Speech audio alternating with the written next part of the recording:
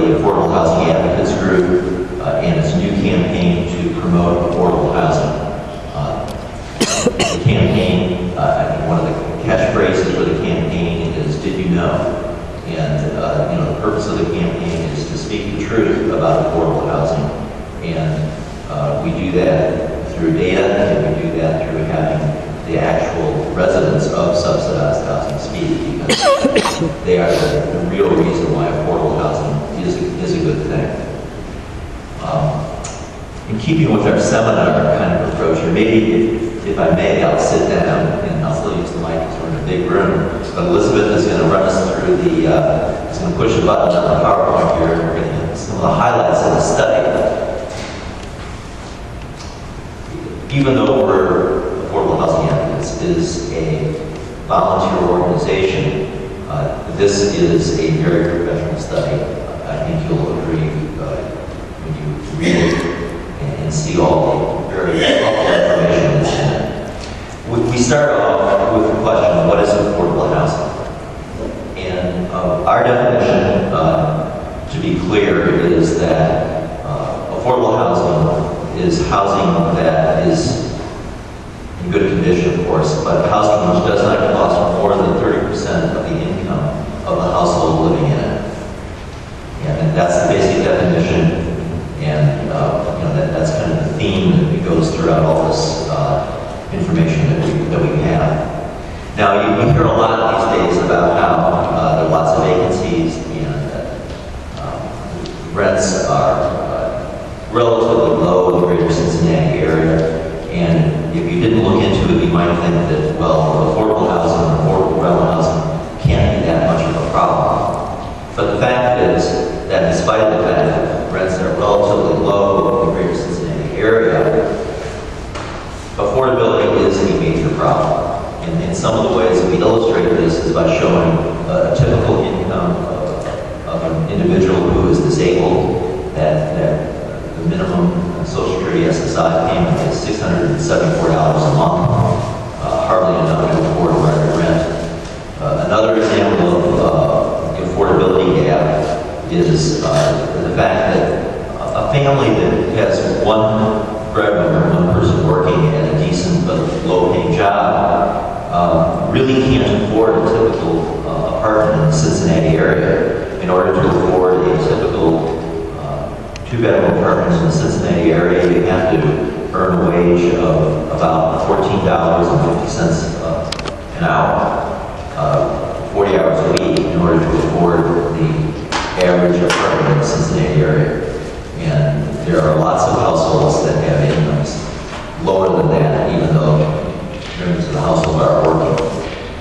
So we have our chart there, and if you like charts, it's a really good chart. It shows you how Cincinnati and Hamilton County compare to affordability needs throughout the country. About 34% of the renters in Hamilton County have housing that's too expensive, that they can't afford. Housing that costs more than 30% of their income. And many, many households, thousands of households, are paying as much as 50% of their income for housing. Now, subsidized housing has kind of a bad name with some individuals in the Cincinnati and Hamilton area. Subsidized housing is a good thing.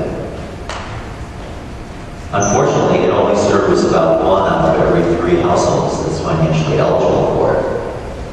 And so there is a great need. And as we say on the slide there, when Cincinnati Metropolitan Housing Authority last opened its waiting list for housing vouchers, 19,000 families applied. And of course, there weren't 19,000 vouchers to be had.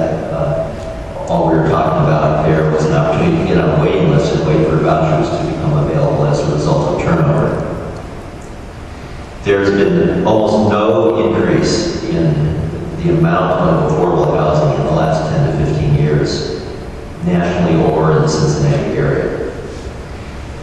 The other thing that we think is very important is who lives in subsidized housing.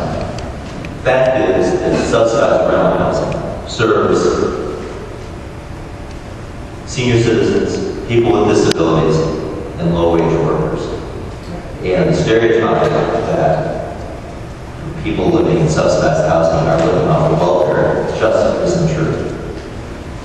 John, can I interject something? I think that third bullet is really important because there is a major myth that there is an explosion of subsidized housing. I think that word has been used by some of the politicians. There is an explosion of subsidized housing. What's happening is that neighborhoods that used to not have any are now seeing just a little bit. So for them, it seems like there's more. Well, in matter of fact, there isn't anymore. And that there's still a number of people, there's still that gap, people who need it but cannot get it. So just to understand, if you hear someone talking about this great increase in subsidized housing, it is not true. It is factually inaccurate. That's right. The most recent fight over scattered site public housing in Hamilton County, outside the city of Cincinnati, it is about approximately 300 units of scattered site housing. Cincinnati and Hamilton Housing Authority has funding to do about 300 units of scattered site public housing in all of Hamilton County outside the city of Cincinnati. The number of housing units in Hamilton County outside the city of Cincinnati is 200,000. 300 units is not much, and it's way less than what's needed. Turning to substandard housing, one of the aspects of vacancy is the fact that we have an aging housing stock, and many of the housing units in greater Cincinnati, particularly in Cincinnati, are substandard. There aren't really a lot of great data about this because there's no agency that has a job going around and trying to figure out whether each and every housing unit is up to code or not. But we know it's a big problem. There are many families living in housing which has code violations. The number we cite on this page, the 2,600 units in the city of Cincinnati that are boarded up, that's just the tip of the iceberg. There are thousands and thousands of units that are substandard, and many low-income families end up living in those housing units.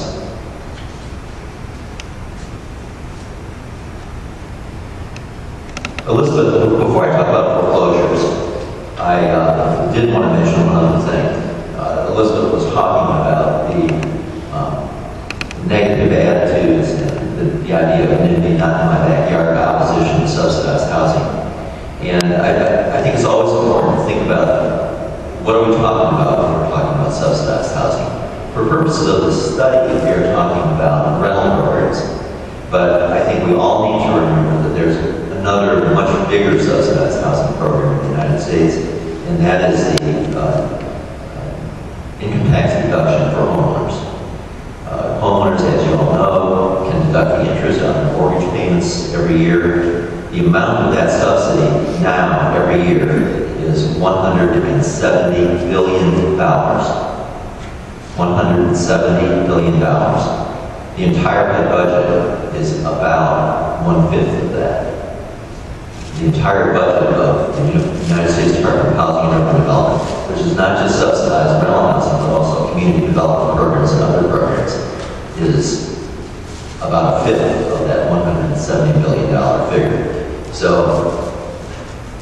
we've got a subsidized housing program big time in the United States, and it's probably a good thing, but I don't think it's fair for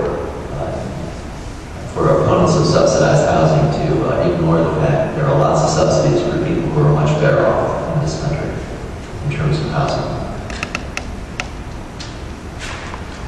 Foreclosures, still a huge problem. If you heard any media reports about how the number of foreclosures is decreasing, it's all relative.